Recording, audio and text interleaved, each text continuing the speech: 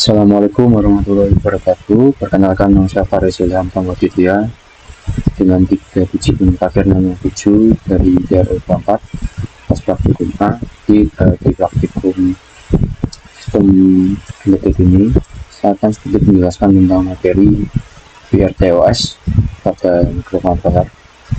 Di yang pertama kita lanjut pada masalah pemrograman konvensional. Dalam pemrograman mikrokontroler konvensional menggunakan super loop atau loop, program berjalan secara berurutan dari atas ke bawah. Kita menggunakan instruksi seperti HT membutuhkan waktu pemeriksaan sekitar 350 mili-detik. Benar-benar akan kasarannya membeku selama waktu tersebut. Biasanya jika Anda ingin sebuah LED berkedip cepat secara bersamaan, letupannya akan tidak responsif karena harus menunggu proses sensor selesai. Tanpa sistem operasi real time, semua proses berjalan serial. Satu proses menunggu, proses lainnya selesai terlebih dahulu. Jadi terdapat solusi menggunakan VRTOS atau Real Time Operating System. Masalah ini bukan arsitektur task. Setiap task adalah program kecil berupa infinite loop yang berjalan seolah-olah memiliki prosesornya sendiri. VRTOS scheduler atau penjadwal sistem operasi bertugas membagi waktu prosesor atau CPU dengan sangat cepat. Semua task 1 untuk LED dan task 2 untuk prosesor. Ini adalah yang nantinya kita praktekkan. Itu dapat berjalan secara bersamaan tanpa saling memblokir. Nah, selanjutnya itu ada 4 status siklus hidup task. Dalam VRTOS, 2 task tidak selalu menguasai CPU secara terus-menerus. Setiap tik atau satuan waktu sistem operasi biasanya 1 milisecond. Sistem menentukan task mana yang berhak berjalan. Sebuah task selalu berada di salah satu dari 4 status ini. Yang pertama itu adalah running. Task sedang memegang kendali CPU pada STM32 single core, maksimal 1 task running. Pada SP32 itu 2 core, maksimal 2 task running bersamaan. Dan untuk selanjutnya yaitu ready, task siap dieksekusi dan tidak sedang menunggu apa-apa, tapi belum bisa jalan karena CPU sedang dipakai oleh task lain yang prioritasnya lebih tinggi atau sama. Blok, task sedang tidur menunggu sesuatu, misalnya saat memanggil fungsi delay khusus untuk OS pada task sensor selama 2 detik. Task tersebut masih ke dalam status blok. Karena terblokir, CPU dibebaskan 100% untuk mengeksekusi task LED. Dan selanjutnya ada suspended. Task dihidupkan secara manual dengan perintah suspend dan tidak akan berjalan lagi sampai dipanggil perintah resume. Oke, kita lanjut.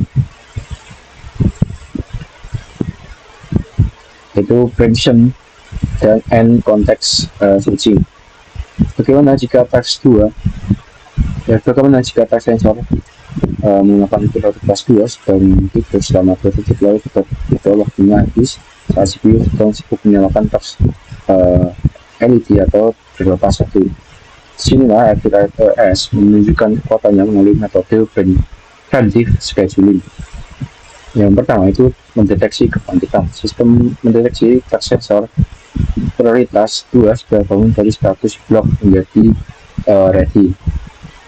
Yang kedua, paksa hentikan task LED karena prioritas lebih tinggi dari task LED. Prioritas 1 VRTOS secara paksa bisa menghentikan task LED.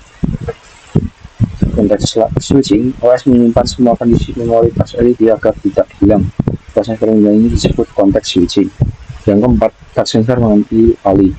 Task sensor masuk ke status running dan mengambil alih CPU. Lalu selanjutnya kembalikan ke task LED setelah task sensor selesai membaca data dan data kembali, barulah CPU kembalikan ke task LED untuk melanjutkan ketika tadi dan akhirnya akan looping. Untuk selanjutnya yaitu 3 pilar pembuatan task. Saat mendaftar ke task ada 3 parameter yang harus dipahami. Pertama itu fungsi infinite loop. kita juga boleh memiliki titik akhir atau return jika selesai. Dia harus dihapus manual jika keluar dari loop tanpa dihapus. Itu akan crash atau hard fault. Yang kedua, stack size atau alokasi memori. Di area RAM pribadi untuk task tersebut, jika membuat variabel besar di task sensor, tapi stack size-nya kecil, akan terjadi stack overflow dan microcontroller akan terus-menerus restart. Yang ketiga, ada priority atau prioritas. Angka hak istimewa, semakin tinggi angkanya, semakin diutamakan oleh CPU. Task dengan prioritas lebih tinggi akan selalu mendahului task prioritas rendah. Mengapa VTAX delay mengalahkan delay biasa? Delay biasa atau busy waiting, jika menggunakan delay biasa, microcontroller akan melakukan busy waiting. CPU tetap menyala penuh hanya untuk menghitung waktu mundur, dan task lain tidak bisa menyala. Jika menggunakan task delay, VTAX delay itu lebih efisien. Di VTAX mencatat waktunya lalu memindahkan task tersebut dari CPU ke status block dan langsung menurunkan CPU ke task lain yang ada di antrian ready. Jadi cara ini tentunya lebih sangat efisien. Untuk selanjutnya implementasi pada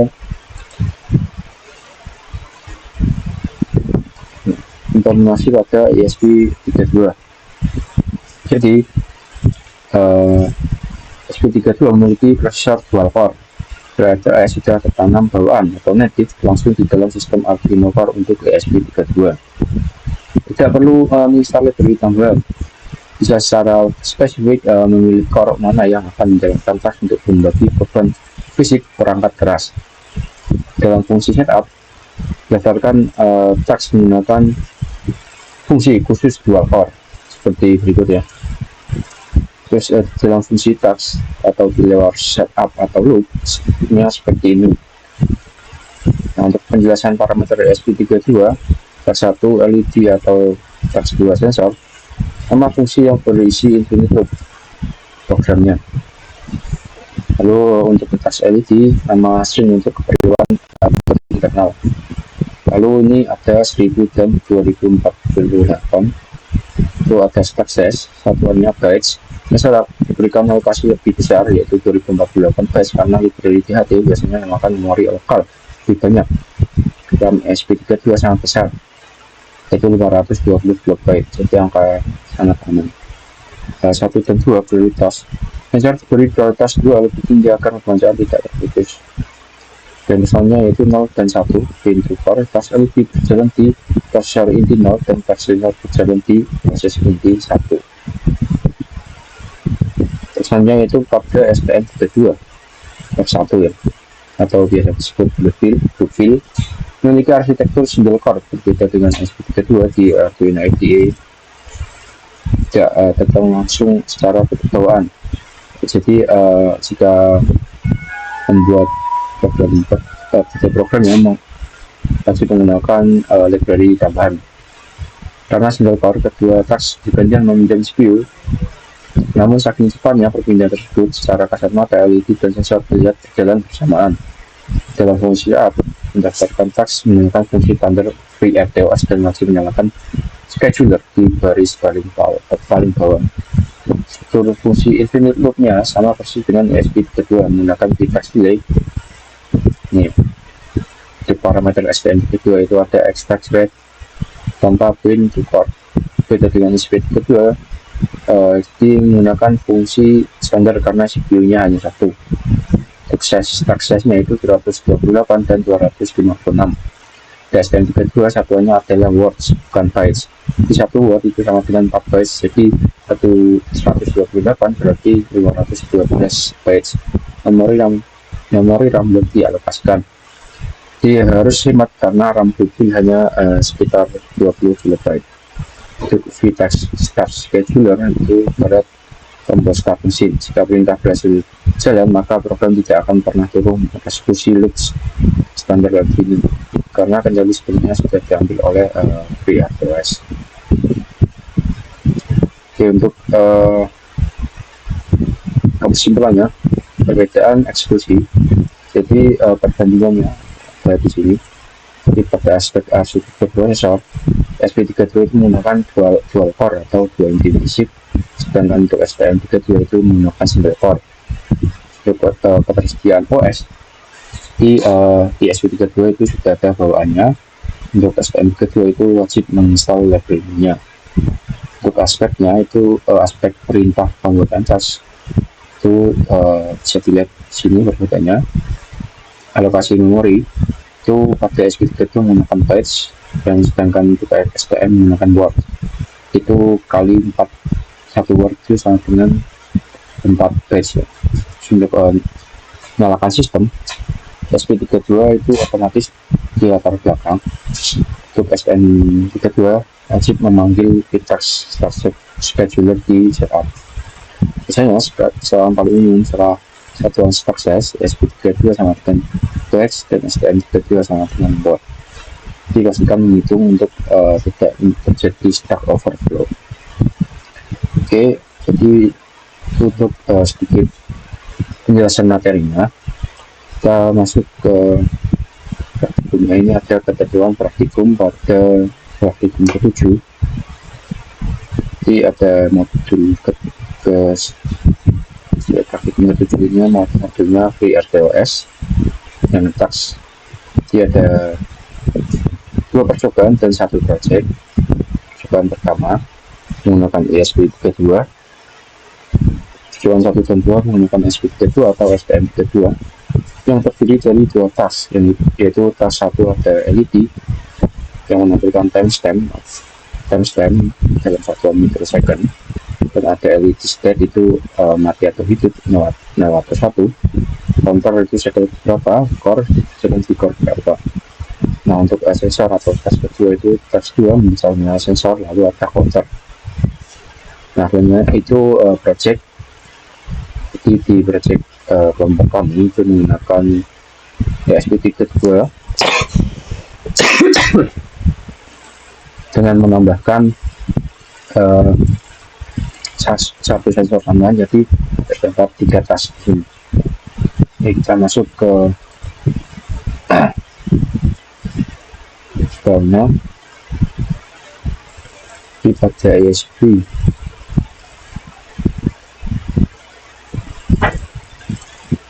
Masuk ke ESP.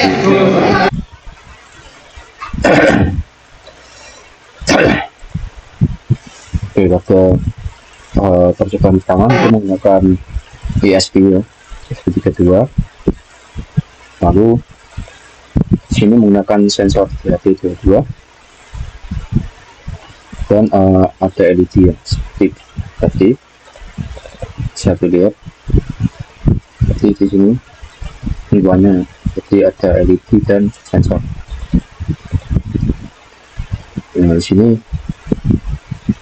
ada jalan, lihat LED berkedip dan sensor membaca. Ini sensor ini saya ini.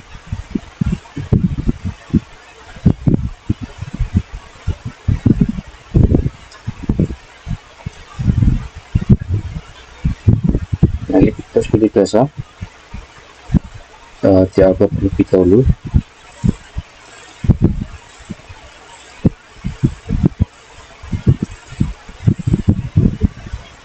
Connecting. Nah, ini menunggu ya. Berhasil. Lalu akan keluar serial monitornya. Berikutnya saya lihat ada tasknya itu berapa milisecond, step on, biasanya off, ini counter ke berapa, core menggunakan core ke berapa. Ini juga pada sensor LED, nilai sensor dan counter, temperatur dan humidity.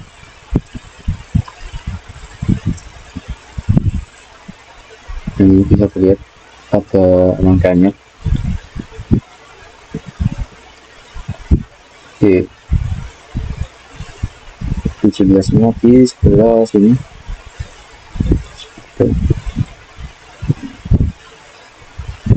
ini untuk programnya.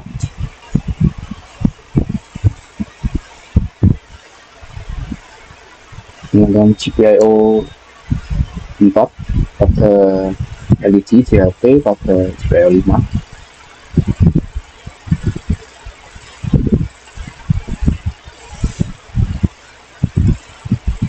Nah, ini untuk void pada LED pasnya. Ini untuk DHT. Lalu ini void setupnya dan loop ya. Ini tadi sudah yang upload ya, saya lihat ini gejolaknya, nilai-nilainya di sebelah sini.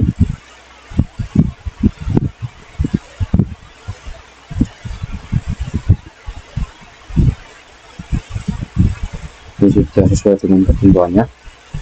Oke, kita lanjut lagi ke yang STM ya.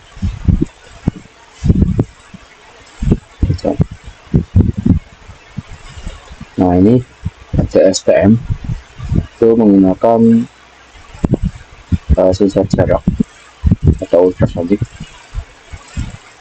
dan LED ya, sama. Oke, nah ini untuk rangkaiannya seperti ini. Ini untuk hasilnya.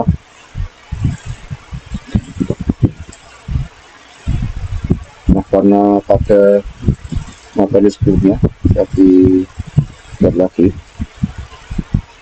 ini kan single core ya di SM32, jadi core-nya itu tidak berubah. Jadi pada SP kan ada 01, 01 itu berubah. Nah, core-nya ini cuma satu, jadi di SPM kedua itu menggunakan core-nya ini satu, jadi akan terus begitu, tidak berubah-ubah ya. Terus bisa dilihat aplikasinya ini LED state 0, 1, 2, ini control cycle ke belakang, ini karena sudah lama di play ya. Jadi ini ke 200-an, ini timestampnya. Ini karena diperlambat ya, jadi lebih apa namanya, lebih banyak itunya. Nah, ini untuk nilai sensor dan counter. Oke. Ini bisa dilihat.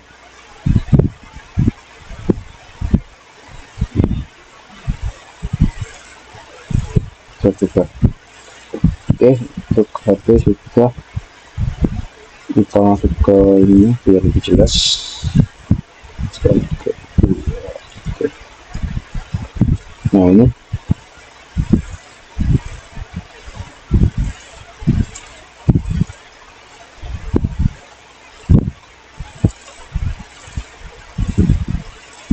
kita update terlebih dahulu.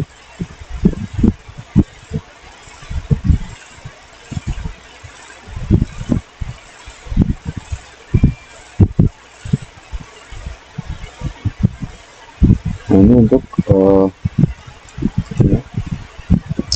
kata programnya kita harus masukkan library yang cukup banyak.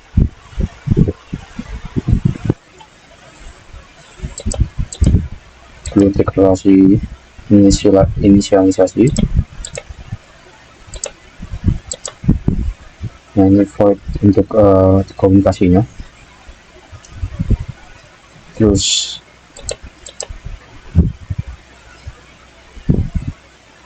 nilainya ini untuk tas 1 LED void, ini untuk CSR atau itunya sensor jaraknya void itu.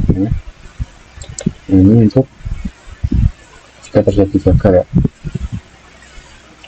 Ini untuk jika terjadi overflow, stopnya overflow. Ini clock, terus clock. Nah, ini mainnya, ini well void mainnya.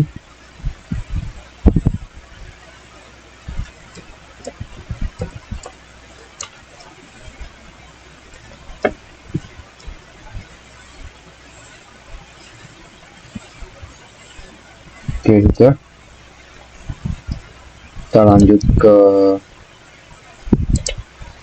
projectnya ya, yang terakhir yaitu project menggunakan ESP32 dengan tambahan ini ya, termokopel di sensor suhu sebetulnya. Yang ini ada termokopelnya, ini masih sama seperti rangkaian yang sebelumnya, cuma menambahkan termokopel aja. Nah, ini untuk saya lihat menambahkan Max 6675, itu nama modelnya.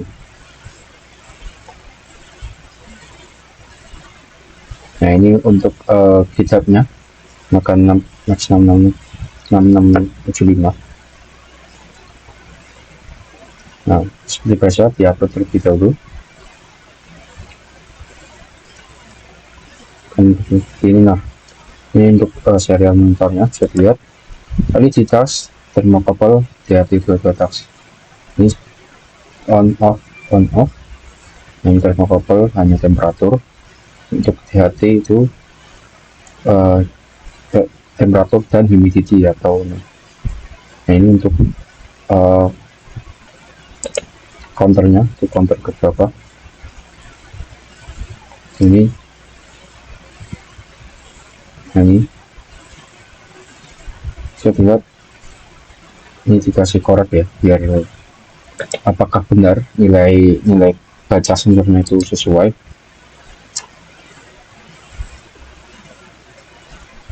Oke, kita lanjut ke sini. Jelasnya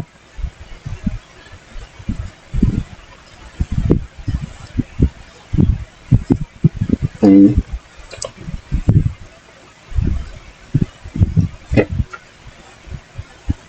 salah ESP project.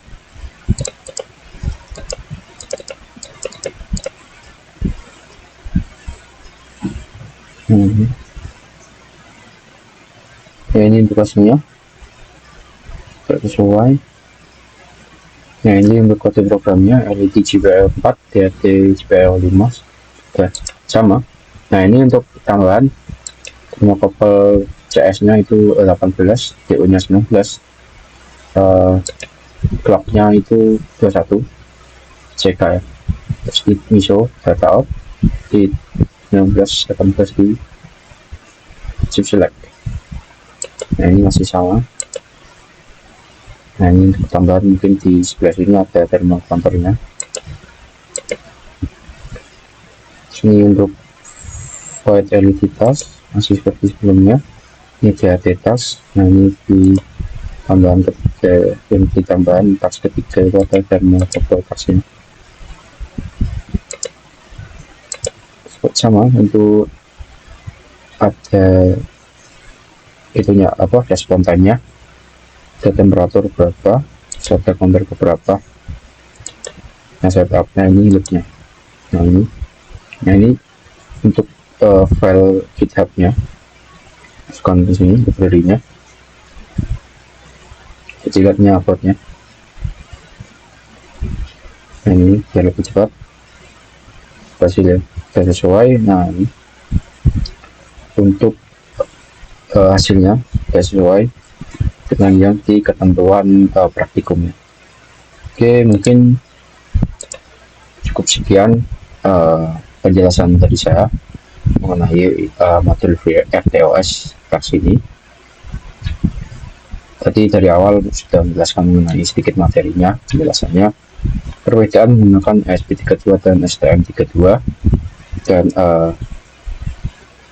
menampilkan hasil praktikum dari kelompok kami, mulai dari percobaan 1, 2, dan project yang sesuai dengan ketentuan di sini. Ini sudah sesuai semua. Oke, mungkin cukup sekian video dari saya. Kurang lebihnya mohon maaf. Wassalamualaikum warahmatullahi wabarakatuh.